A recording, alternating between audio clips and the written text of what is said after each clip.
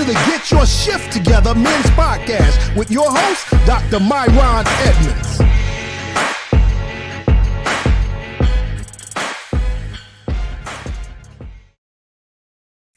What up, y'all? Let's get it. What's going on, Myron? How you doing? I'm good. Can you hear me? I can hear you. Can you hear me? Yeah. Oh, yeah. I can hear you, man. I had myself muted at first, man. First of all, welcome to the Get Your S.H.I.F.T. Together podcast. Those of you who are watching this, we want to invite you to share this. We have a very interesting topic again this week, Myron. Just tell us a little bit about what we're going to be getting into today. Yeah, men in the church. What's up with the love-hate relationship with men in the church? So yeah, specifically we're talking about men in church, why men are not really involved or going to traditional church. So all right. Yeah, let's get it.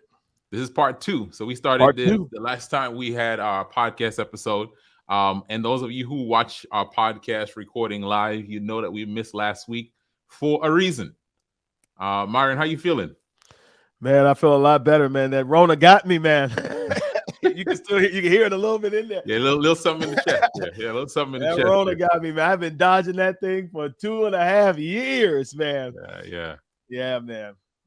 I'm better though. A lot better. Yeah. I got quarantined down there in Atlanta with my mom. So I was like, look, there's no better place to be quarantined, man, than under the watchful care of your mama, man. Making soups, man, and all kinds of elixirs. Yes, man. I was blessed. What was the nastiest thing you had to drink, man, or take as a part of this? Because I know, some people, we only take the over-the-counter medicine, but with people like your mom and stuff, they gonna give you the under-the-counter stuff. I don't even know what it was. All she said was it was a juice that she made, and it was it tastes like onions and garlic. That's all it tastes like. Hey, it tastes good for you. Oh man, listen, I got better quick, man. I was only down for 36, not even 36 hours, maybe a little less than that. So yeah, glad to be back though. All right, awesome.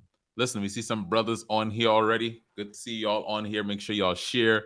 That we want to make sure we have a good discussion today as we talk about men in the church. Listen, if you're a brother who you've stopped attending, you've kind of disconnected, maybe you never went, this conversation is for you. We actually want to hear from you as we have this conversation today. So make sure you tap in, make sure you tune in, give your feedback, give your input.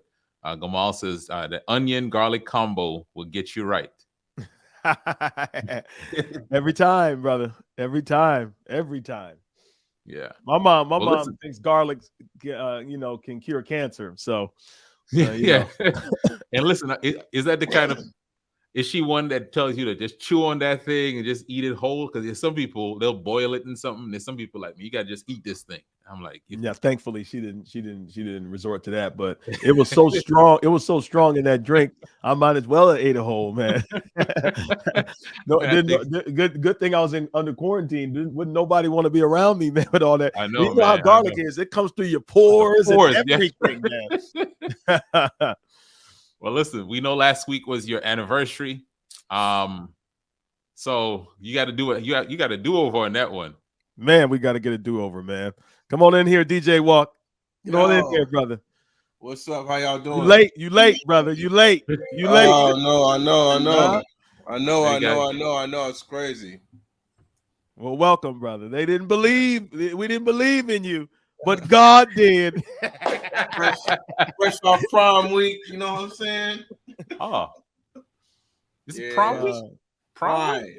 Amazon Prime. Prime. Okay, I was like, prom. Oh, that's right. He works. I think he said Pride. Whoa! No. Listen. Look. Hey man, we gotta talk about our sponsor today. That's right. Funny, I'm trying to pull up the information. Listen, we're appreciative of the guys in the brother-sister golf community who have been for years bringing men together, knowing that brothers connect over recreational things, over things like golf and other sports.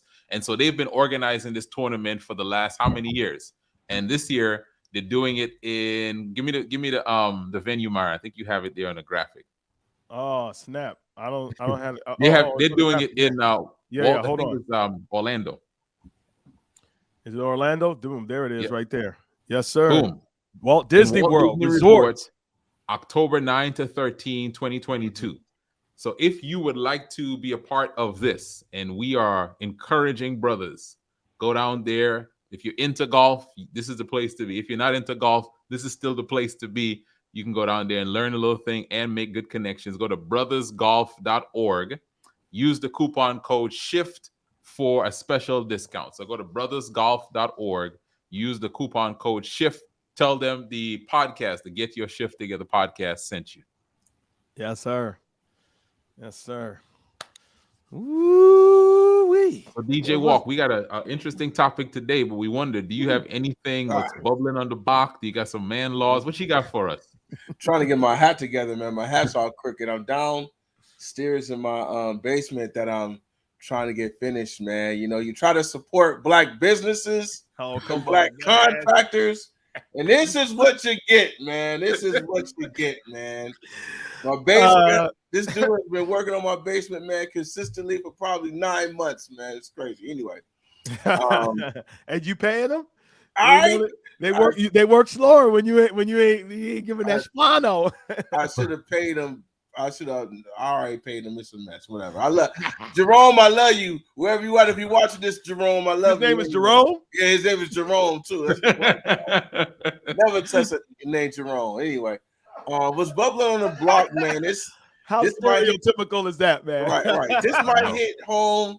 What's bubbling on the block? I really want to touch on this, and this might hit home for you, Myron. This really might hit home for you. Okay. This really might hit home for you, but don't forget you got me, so you should be good in this area. Oh God.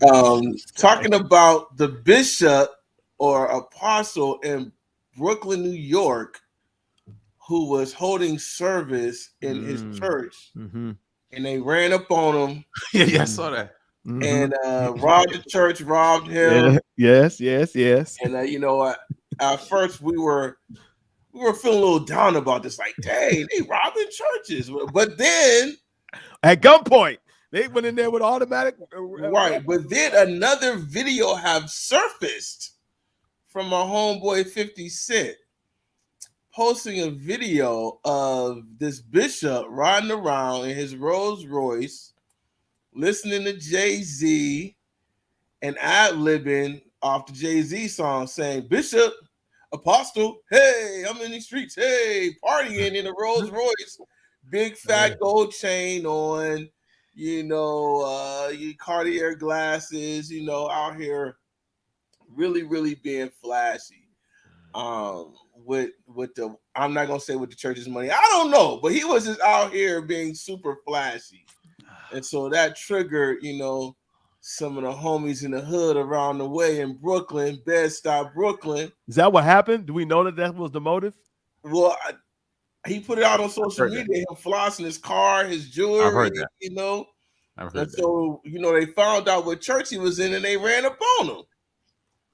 I heard that. I can't say I didn't hear that before, DJ Walk. Right. So, you know, just my Lord. I don't know, man. How do we feel about the over flossing in the position of pastoring and being over the flock? You know, I mean, think Myron, about you, this.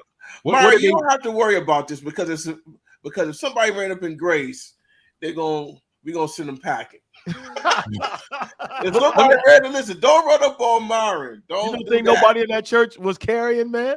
That's my question. You're not ready. Two questions You're just I not have. ready. What did they take from him, DJ Walk? Because it seemed like they robbed him of a lot of jewelry. That's a lot of jewelry. $400,000 worth of jewelry. Come on, man. $400,000? Yeah. That. And then, as you said, it seems like nobody from the church was like, you know, like, hey, Bishop, you on your own on this one. That church didn't even look. That church didn't even look like it was worth $400,000. That little small church, man. I was looking at that thing. I was like, "How they had 400? My sound system didn't even cost $400,000." That building got a great sound system. But anyway, how do we feel about this, fellas? How do we feel about the over flossing being in the position of pastor, apostle, bishop, whatever? You know, coming from my background, I am for those who know me, I am a pastor's son. I'm a PK. I'm a preacher's kid. Yes, you are. And you know, my dad, Kojic, Church of God in Christ, right? But my dad was always sensitive to that. He was always, aware of, not being over flamboyant. And I could say this throughout my whole life. My dad has done right by the members in his flock in his church. All the money that was received through pastoring, he put it right back in the church. We didn't live in a fancy house. We didn't drive a Bentley. We had a regular Lincoln Town car growing up. Used. I lived in Youngstown, Ohio, right on the east side, Berkeley Avenue. We didn't have no big fancy house, so we lived very modestly, and my dad's church was flourishing at one point. He's retired now, but we always lived modestly and sold back into the kingdom. So how do we feel? Like, of course, I don't think that you should walk around in potato bags, and Goodwill, clothes. Of course, Ain't nothing wrong with that either. Ain't nothing wrong with that, man. That's what the other side do to remain prosperous, right? But how do we feel? How do we feel about this? How do we feel about it? Go ahead, Kymone. You see, James Harris. 5 minutes. James Harris is saying some report says it was over 1 million in jewelry. I think it's actually something wrong if you as a pastor are getting to that level of richness on the backs of your members. I think, of course, that's wrong. Now, we're not saying that because I don't know this guy's story. He might be investing somewhere else. You know what I'm saying? Like, he might have made his money not off of the church. He might be doing this church as a volunteer, whatever. But I think we know that part is wrong. I also think, man, to live at a certain level like that is a little bit too much.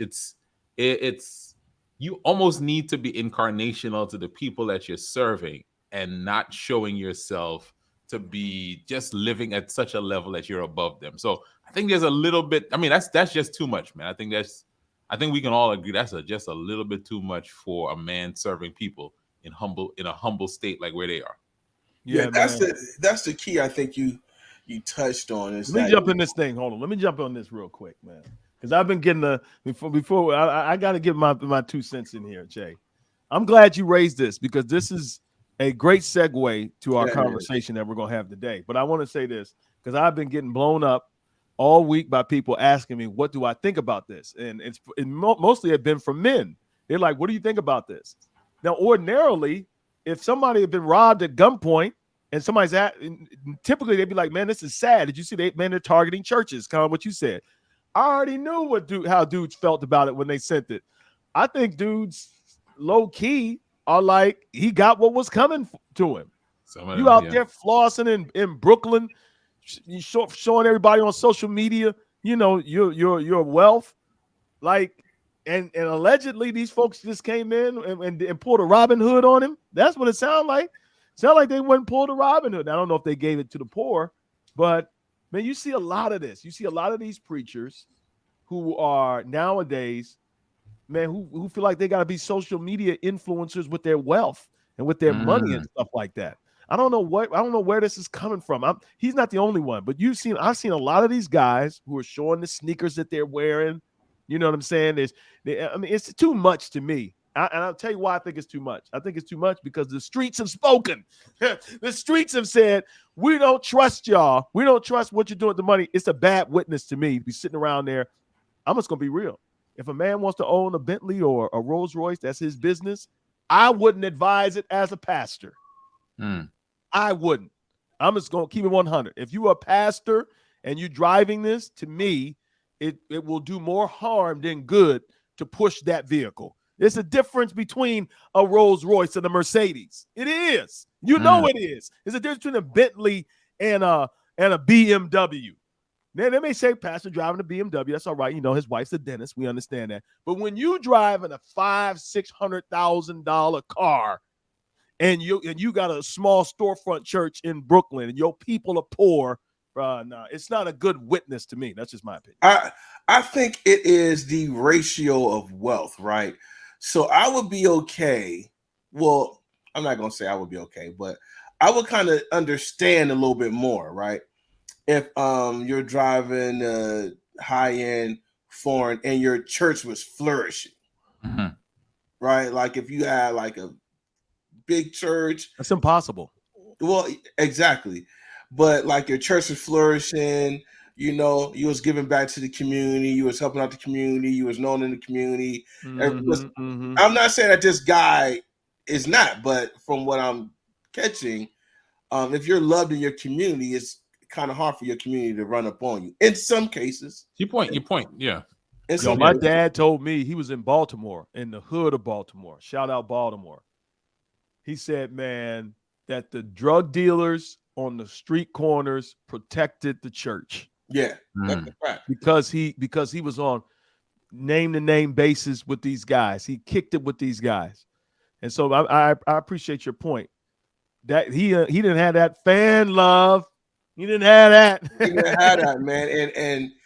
And growing up in Youngstown, Ohio, you know, my dad was very, you know, active with knowing, you know, the Trap Boys, the Dope Boys, you know, they was on like, you know, like he was involved in the community. So we didn't have to worry about anybody running up in New Covenant. You know what I'm saying? Because it didn't have that vibe. But from what I'm saying, man, he wasn't really connected to the community as far as a servant. It was more like a getting rich off of people's backs, you know, and that's look, he could have had investments, but you can't be walking around there flossing your stuff. Yeah. I mean, I think is the church for the community or just coming to take from the community? I think sometimes that's the question people ask, and maybe that's a good segue to where we're let's get into this because that's a perfect segue. Think those men would want to come to that church?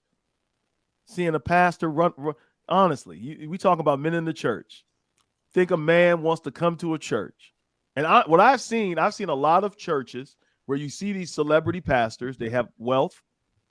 And man, when I look in that audience, man, I see a lot of women in there. And maybe that's a good question, right? Here's the question, right? Are men attracted to, because maybe for some people, they think prosperity and the looks of prosperity are attractive to men. Like men want that. So maybe they don't have what I have, right? They don't have the floss, all the stuff the guy has on. But by me wearing it, men will want it. But is that true? Is that the truth, or are men usually like, nah, I'm not really about that. You know, I'm not gonna follow you if I'm not living that lifestyle that you're showing me that you're living. So in this case, right, I think it's a very fine line to draw with who the actual man is. You know, I mean, so it's hard to be attracted to a pastor or a person that's like a community figure, and he's flossing. But we all follow guys on social media that we kind of low key kind of look up to. It's true. That's true. You know, with some financial advice and, you know, some A, B, and C. Some guys may floss a little bit, you know. We just don't want our preacher to. We don't, and is that wrong? Is that good point? Is that wrong? Where you're going. Because I follow Floyd Money Mayweather, and when he wake up in the morning to 10 Rolls Royces, I'd be like, man, okay, I need to get up and hustle so I can get mine, you know. But what if Floyd was a pastor doing that? You know what's funny? I was listening to Pastor Keon. He got a viral video that's going out. He's a mega church pastor in Houston. Anyway, the whole point of his video was, he said, man, y'all be dragging preachers when they get in trouble. He was just like, but you want grace from the pastor. Yeah, you want grace from the pulpit, but not grace for the pulpit. And it's like a double standard. It's like, I think that's what I hear you saying. I hear you saying, we want the wealth, we want the money, we want the bag. We just don't want the preacher to have it. Let me just say this real quick. That's a good point. We're talking today about, you know, the relationship, the love-hate relationship. Is that good? Between men and the church, right? We see men in leadership in the church, but 75% of women in the church, 75% of people in the church are women, and the only brothers that are left are typically old men and little boys who are coming with their moms. Dr. Jawanza Kunjufu, you know, I did a lot of research on this. Dr. Jawanza Kunjufu was probably the foremost scholar, historically, I should say, who speaks about black men in the church. Yeah. Honestly, fellas, there's not a lot of research out there about why black men don't go to church. So a lot of people still, you know, look to his book, which is entitled "Why Black Men Don't Go to Church." Adam, where are you? Well, anyway, he lists 20 reasons why, and we ain't gonna get into all of them today, but he lists 20 reasons, Jason, why black men don't go to church. All right. I will tell you this. One of the reasons, and I'm gonna, if you don't mind, Kymone, just so we can stay on conversation, one of the reasons why they say black men don't go to church, and I'm gonna put these two together. One of them is tithing. All right, let's move this background out so we can see this stuff. All right. One of them is tithing. All right. And I'm going to put these in a bunch. The other one is, and this is going to be interesting. That was number 7 is tithing. The other one is classism. And then I'll tie this one in. The other one is egomaniac leadership. Wow. So let's talk about that, because the brothers are speaking and the brothers don't like to see that, man. And they're suspicious. A lot of brothers are suspicious about the money and about where's the money going to. I even heard jokes in my denomination, right, where we ain't on that pay scale. But then I've even had people joke to me, be like, "Man, I see you drive. I see what you wear, and all them ties. I see all them ties. I see my tithe going. I see where my tithe going." Brothers are real suspicious about money in the church. They're very suspicious about it. Is it legitimate, or is it that brothers are jealous? And they don't like the fact their wives is giving all that money to the church. I have one quick question about that list. Where does the cultural aspect, is that on there? This is black. This is definitely a study he did with black men in the black church. I know, but where, because it has to be on there, where on that list is the cultural trust of the black community? It's not on the list. Wow, that's something. Because I invite a lot of hypocrisy is on the list. Hypocrisy is number 1.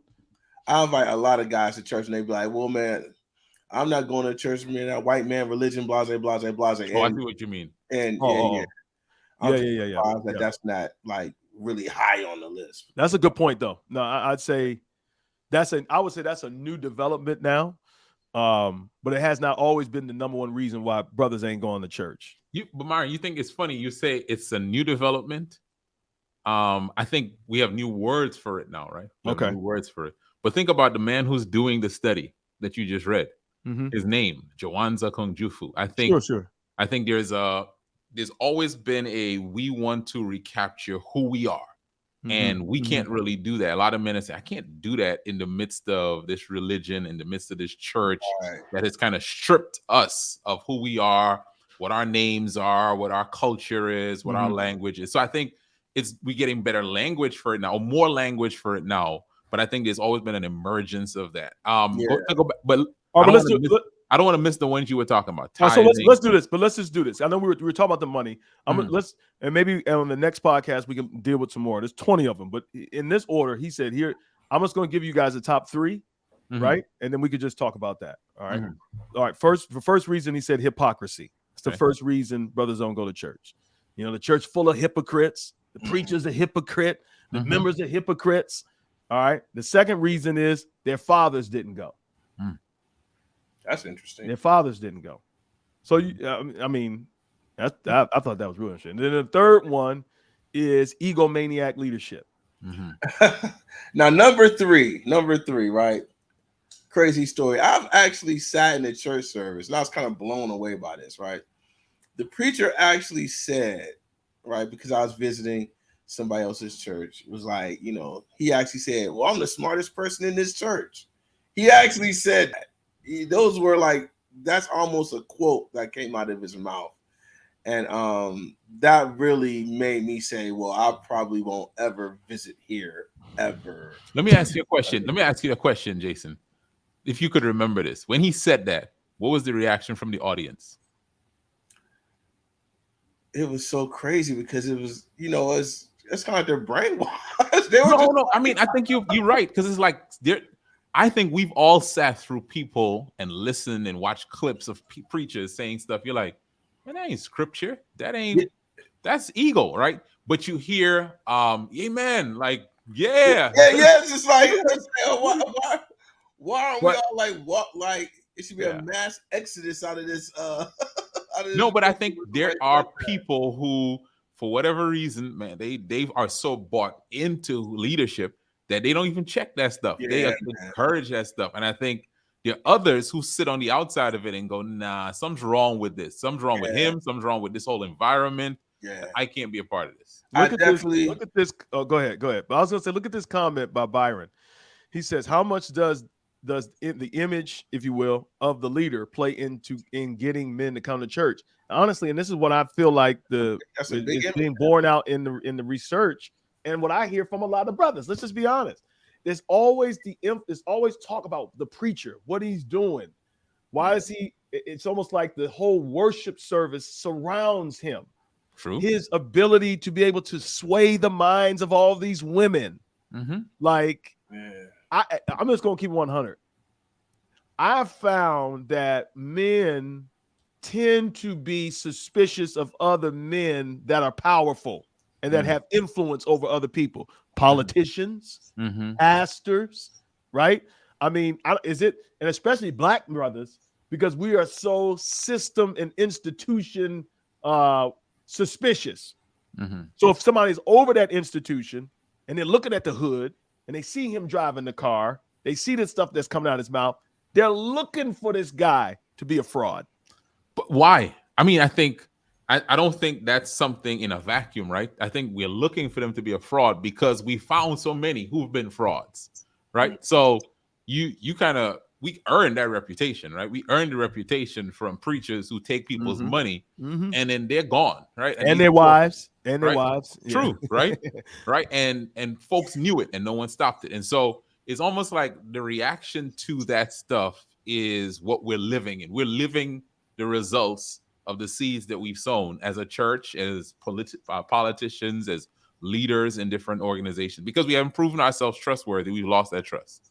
Yeah, I think the leadership definitely has something to do with it. You know, us as black men, we want a good example of a good leader to sit up under, you know, and if it's not a good example of good leadership, I mean, that leader's not going to draw too many people to follow what he's doing in his church or just follow him, period. You know, we look for good examples. Black men ain't gonna follow anybody. Yeah, black men will not follow.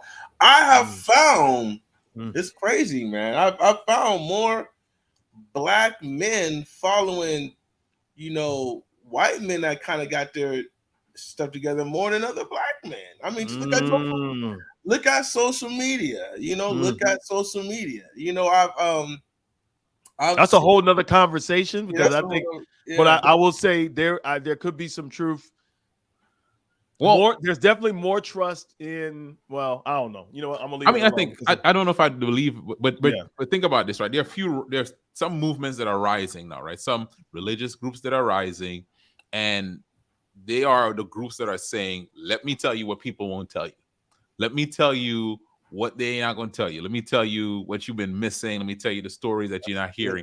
That's a good point that Facebook user just made. Eric Thomas said, "A man will only follow you if he feels your character is up to snuff." And I don't like that. I get that, but I have issues with that. But I'll wait till Kymone finishes his point. Go ahead. Yeah, I think there's a movement that says there's stuff that's been hidden from us. Let me tell you what's been hidden from you.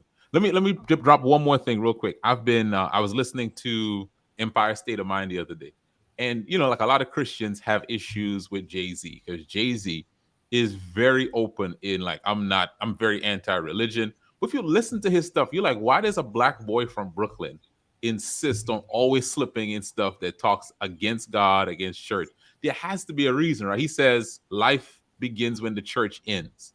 There has to be reasons that he's seen people in his neighborhood going to church, giving to church for years, and the only person who's lived prosperous off of this whole thing is the pastor.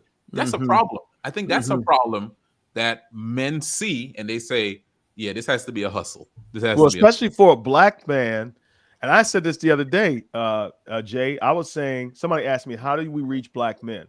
I was just like, start with economic development. Mm-hmm. Start with, which to me, it's not really about money, but it's about empowering Black men to be able to have self-determination and experience a level of value. And so in a country where we are at the bottom, Black men are at the bottom, you know, I unapologetically believe that. Sorry, I don't think it's women. I don't think it's Black women. I think the society has been more accepting of Black women than it has been of Black men. Just look at your prison. Just look at your prison system. Look at the families. Look at the incarceration levels. Look at all that stuff. Look at drugs. Who combat that statement though? That's a no I ain't gonna. I don't want to get. But that could take us over. But I'm just saying. I'm saying we're at the bottom. And I'm saying brothers are living that reality. Cleveland, Ohio, for example, when every 2 Black men got a felony. I'm saying he can't provide, and there's pressure on him to provide. There's pressure on him to take care of his family, take care of his kids, pay child support, do all this stuff, send his babies to school, and he's struggling because he can't find opportunities that are available to counterpart, races, Asians and whites and so forth and so on. And so you come in and you start sharing wealth and power. Respect to the Nation of Islam. Nation of Islam comes in. That's their strategy. We're going to build up the Black man, and we'll let the women and the children follow. We're going to build him up. We're going to give him a sense of value. We're going to give him a job. We're going to, you know what I'm saying? And I'm saying, like, I don't see that from Christendom. Christendom is not doing that. And by the way, one of the points that they make why Black men don't go to church is Eurocentrism. That's back to what you guys were saying before. And it could be, man, look at the white folks prospering, and all I see is this Black church, and the pastors got money, and look at the community. That's what Jay-Z's talk about. Look at these, we still in the projects. Money is the answereth all things. That's where they're coming from. And it ain't answering all things from the Christian church. We're receiving tithes, but the neighborhoods are getting worse. How can you be mad at somebody for saying that? I mean, you can't. Yeah, I think what you just said there, like the Nation of Islam is onto something.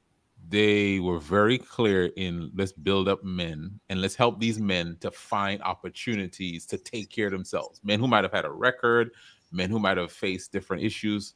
Let's do that. And I think we in the Black church, we've missed that. We've missed building up our men and giving them opportunities to grow themselves and to take care of their families. I want to hear more from what Andre is saying. Yeah. Up, so Dre is saying that you've seen an increase in church involvement, but not necessarily attendance. Tell us more about that. I'm not seeing that at all. I'm seeing a pulling away from church involvement. It goes back to that whole issue of brothers are, and here's another one of the reasons, and I'm sure we can get into this another time. Brothers are getting more spiritual, but not religious, and they don't want anything to do with institutionalized religion. I'm curious about that. MyRon, it's interesting what he says, church involvement, not necessarily attendance. I think I'm not going to speak for him. I'm going to let him speak for himself. But it seems like there is a difference between what involvement is and what attendance is. Attendance is sit, hear, watch the singing, hear the preacher, stand, sit, leave. Yeah. Right? Involvement can be the church is going here. We are doing this. We need you. As he's talking about it, he said, I'm going and connecting where they are. So listen, we got a block party. We need you. We got this. The churches. It sounds like, and maybe, I'm not, he said exactly. It sounds like that's where he's engaging men. Yeah. And could it be that might be something the church needs to consider? Men don't like just come and be a spectator. My hardline statement is if your church is not reaching the community, you're not going to reach any men in that community. I agree with that. If your church is not in these streets, I agree, helping the community, there's no way that you're going to get the brothers in the community to come to your church. If you have a church service on Sabbath or on Sunday, and that's all you have, and you're not in these streets helping the families, helping the brothers, helping the neighborhood, you're not going to attract the men in that neighborhood.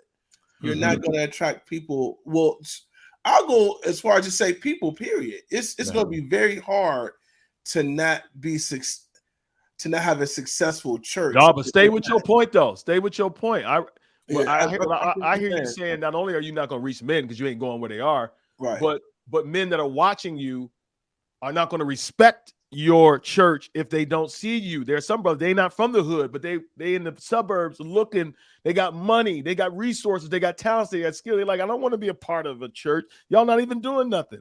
Exactly. Here's a question, right? This is a real question. And this is something I had to wrestle with. So for those who may not know, my background is I pastored for 15 years. Someone joins, a brother joins, right? Which is like, MyRon, you know, brother joins, you're like, man, hallelujah, right? Like, especially, you know, like not like a boy just grew up in the church, but a man who comes in. Yes, and sir. He gets baptized and he goes, what's next? Mm-hmm. Like, what's next? But just, you know, we're back here again, same time, 11 o'clock, here, right? Come sit down and shut up. You're right. Like, you know, we'll show you how to stand and sit at the appropriate time. But it's like, I think for me, I realized that's something I needed to wrestle with more as a pastor. And I think men are asking that question. What's my job? Like, what's next? What's my role? What gives me now significance here? Okay, you're going to make me a deacon. I just pick up offering. You know, I put my hand behind my back, tell you there are 2 seats over here. Like, come on. Like, there has to be more than this. And I think that's a question. If church, here's my point, right? If church is simply like made into this 1 hour worship service, and everything revolves around that, it's not gonna cut it. You can't, like, that's hard to say. I'm going to engage men in this. Full stop. That's not gonna cut it. You know, it ain't gonna cut it. I've been to community event. Your community events should be just as packed as your services on the day that you worship.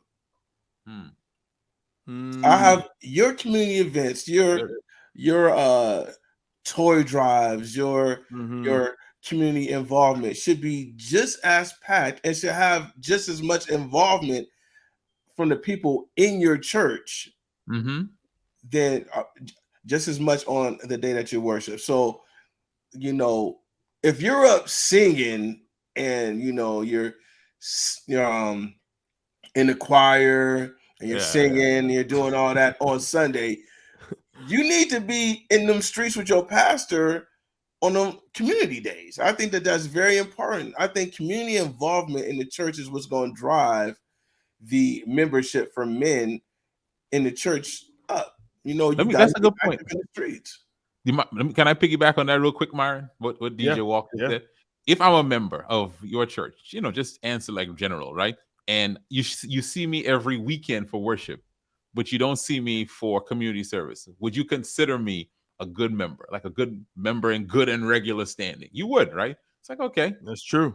Right. Now, the reverse. If I don't show up for the regular weekly worship stuff, but when you say we going out in the streets, I'm there. Would you consider me a regular?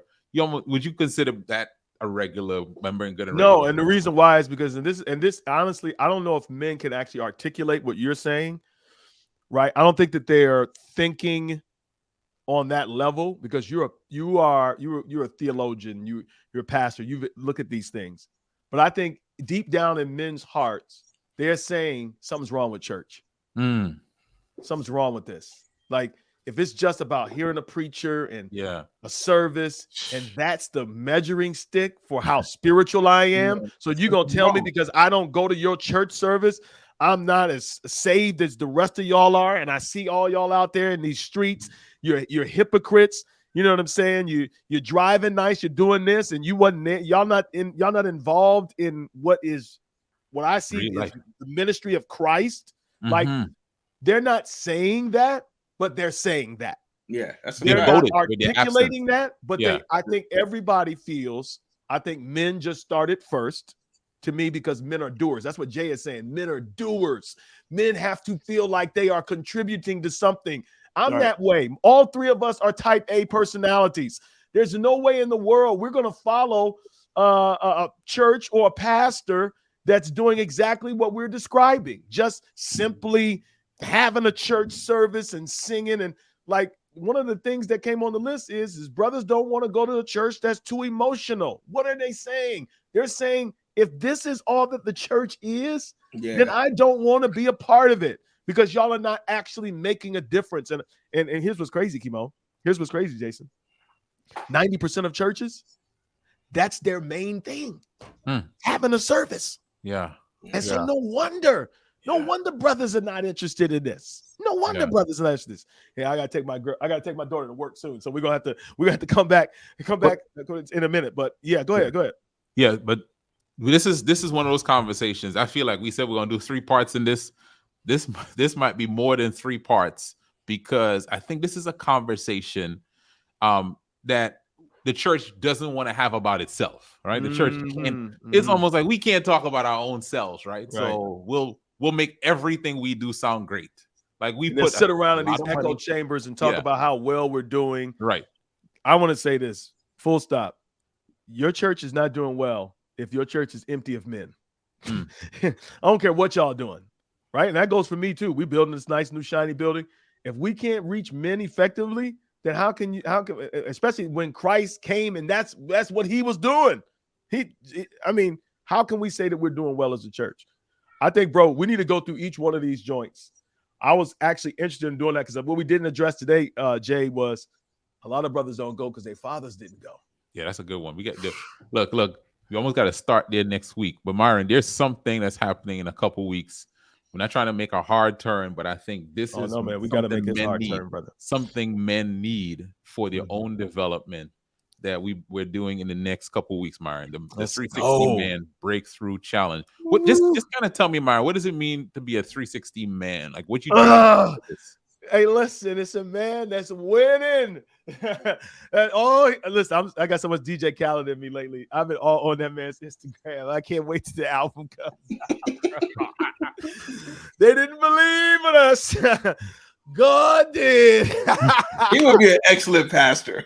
Hey, look, man. Listen, MyRon, get that man on the podcast, man. My goodness, I would love that, man. He's so inspiring. But listen, the truth is, brother, a 360 man is completely winning. He's winning. And I don't know about you, but one of the hardest things to do in life is to put it all together. We see this in athletes. We see the athlete, man, he got the skills, but off the court, he don't got that. You know what I'm saying? Or maybe he's talented, but he doesn't have the leadership. You know what I'm saying? Or maybe, you see somebody like a Zion Williamson say, oh, man, he's got all but man, he just got his weight, Yeah. Can we put it all together? That's good. So my finances are good. My relationship with God is good. My marriage is good. I'm a good father. Like my health is legit. A lot of us, we're growing imbalanced. We'll do one thing well. Career is tight, but for whatever reason, I can't get over this addiction. The 360 man breakthrough challenge is to help give you principles on how to put it all together so that you win it in every area. Who don't want that, fellas? Telling you right now, you need to register right now. First 100 guys, and we're almost there. I think we're at like 80 something. The first 100 guys, you can register for free. But if you do the regular, tell you, huh? Yeah, that's if you do the regular. Yeah. Some brothers, go ahead, but go ahead. Tell them about that VIP, Kymone. Listen, the VIP is what you really want, because not only are you getting an extra hour of coaching with MyRon every day for the 3 days, but you get a copy of Eric Thomas's book that's coming out called You. That book hasn't even been released yet, but you'll get one of the first copies as it comes out, and a special call with MyRon and Eric before the challenge even begins. So listen, the VIP is where you go deeper in this thing, where you get a chance for not just training but coaching. And so we just want to really encourage you. And so that's usually $197, but it's only $97, so it's less than $100 to be a VIP. Get a book, get a call with Eric Thomas, top motivational speaker in the world, and MyRon, and to get that extra hour of coaching. So you got to sign. It's 97. It's 97 for the first 100 guys. For the first 100 guys who do VIP. Bro, y'all playing games. I don't know what the numbers are right now, but I know we had a heap load of guys who signed up for the VIP on the first day we announced this. So it's moving fast. If I'm you, listen. $97. Come on, bro. You can't even get no sneaks. You can't get no sneaks for that, bro. You can't get no sneaks for 97. This is where it's at. Kymone, I'm telling you, this to me is going to be the most exciting thing that we've done all year, because not only are we partnering with Eric and ETA, and we got a whole new community of brothers that are going to be a part of this, but man, I think we finally figured it out. That's what brothers want. This is what brothers have been asking for. Listen, I'm winning here. I just and put it all together. Put it all together. Yeah. So here's the website for those listening: mensbreakthroughchallenge.com.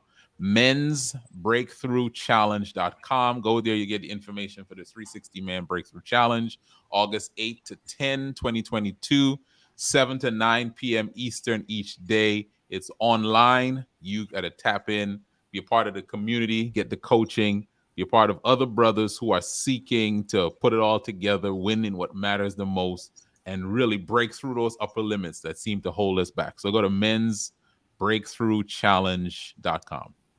Definitely. All right. Listen, much love to y'all. Jay, Kymone, we did it again, bro. We're gonna pick this up next week and just keep plowing away. Much love to y'all. Y'all have a good one.